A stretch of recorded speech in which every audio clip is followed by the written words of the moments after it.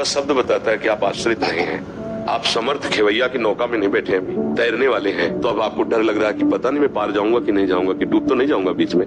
गुरुदेव आपकी बात पे विश्वास है, पर खुद पे लगता है कि गलती ना हो जाए कभी। ये माया मुझे कैसे परास्त कर देगी? मेरे साथ गुरुदेव है, नाम है। इतना हिम्मत रखो, आप गिर गए तो पकड़ने वाले भी तो है, उठाने वाले भी तो है। भगवान के वचन पर विश्वास करो, करो सदा तिनके रखवारी, जिमी बालक राखे महतारी। उस ईश्वर परमात्मा का इतना अपनापन, इतना प्यार कि प्यारा शरीर काट दिया गया लेकिन धर्म नहीं छोड़ा, दीवाल पे चुना दिए गए लेकिन धर्म नहीं छोड़ा, बड़े बड़े प्रताड़ना शरीर की कष्टपूर्ण सही धर्म नहीं। तो फिर हम कैसे कह सकते हैं हम भी तो उन्हीं के बच्चे हैं, हम भी तो उन्हीं की शरण में हैं।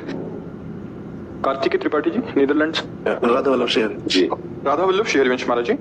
गुरुजी, मन में हर समय सवाल चलते रहते हैं। आपके माध्यम से ये जाना कि सुख भौतिक चीजों में नहीं परंतु ईश्वर की प्राप्ति में होता है और ईश्वर के चिंतन में होता है। इसके पश्चात अब मन में इस सवाल में परेशान हो जाता हूँ, क्या भगवत प्राप्ति होगी? क्या सिर्फ हमारा प्रयास इसको सुनिश्चित कर सकता है? इसलिए अभी देखो, अगर ठीक से शब्द सुनोगे तो उत्तर मिल गया।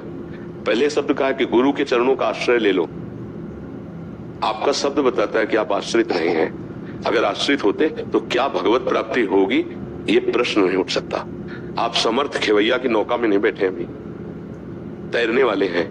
तो अब आपको डर लग रहा है कि पता नहीं मैं पार जाऊंगा कि नहीं जाऊंगा, कि डूब तो नहीं जाऊंगा बीच में। और अगर समर्थ खेवैया के नाव में बैठे होते तो आपको कहता कि नहीं, मैं तो डूबा ही डूबा हूं, मैं तो नाव में बैठा हूं इसलिए पार हो रहा हूं। और लाखों पार हो गए हैं गुरु चरणों का आश्रय लेकर, तो हमारा कहीं बाल बांका नहीं होने वाला।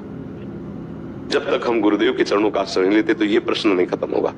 जब गुरुदेव के चरणों का आश्रय ले लेते तो भरोसा जागृत हो जाता है कि मेरे में अगर त्रुटि है भी तो मेरे गुरुदेव ने हाथ पकड़ा है, मुझे पार कर देंगे। सच्ची बात समझना, गुरु आश्रित कभी ऐसा प्रश्न नहीं हो सकता पता नहीं मेरा कल्याण होगा कि नहीं होगा।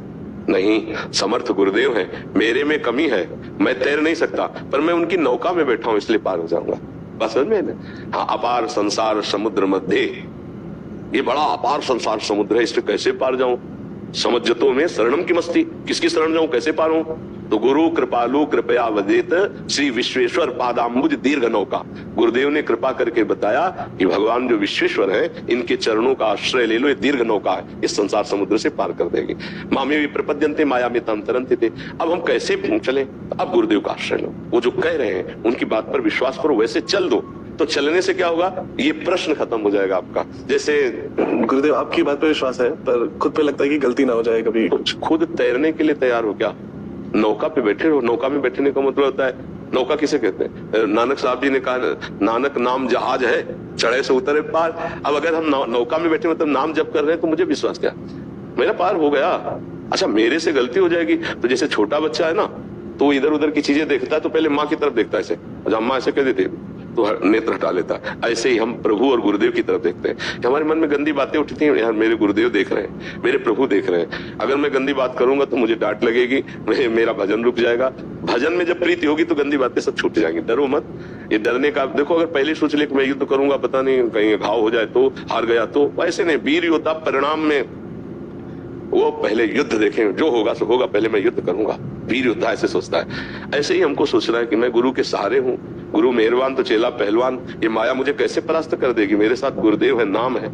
इतना हिम्मत रखो, आप गिर गए तो पकड़ने वाले भी तो है, उठाने वाले भी तो है। भगवान के वचन पर विश्वास करो, करो सदा तिनके रखवारी, जिमी बालक राखे महतारी। जैसे माँ अपने बच्चे की रक्षा करती है, ऐसे सदगुरु और भगवान अपने जनों की रक्षा करते हैं। ऐसा ना हो तो फिर जैसे सब नौजवान चल रहे हैं तो सब डूब ही जाए, नौका नहीं डूब जाए।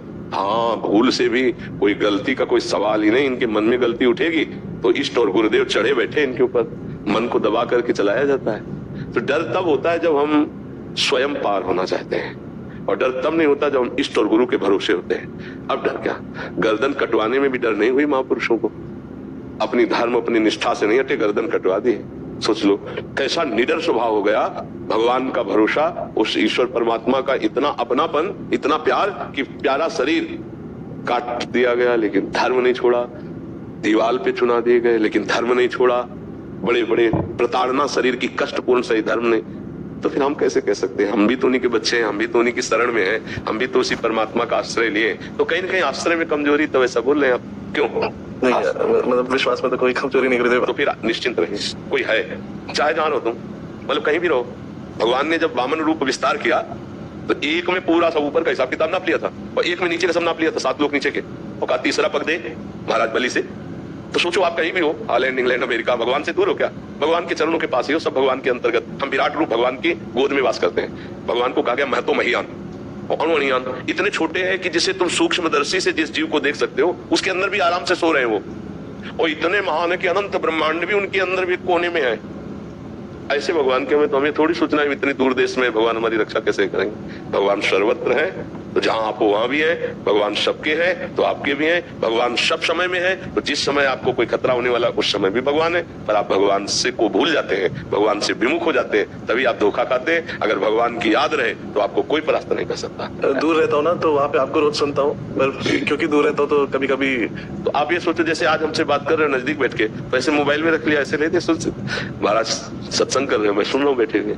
और अगर आप तन्मयता करोगे ना तो स्वप्न में आकर उपदेश मिल जाएंगे। आपको जागृत में पता चलेगा मुझे बचा लिया गया, मैं तो गिरने जा रहा था। आश्चर्य होगा आपको। कहीं दूर नहीं हो, बिल्कुल नजदीक हो, बिल्कुल नजदीक। हमारे पास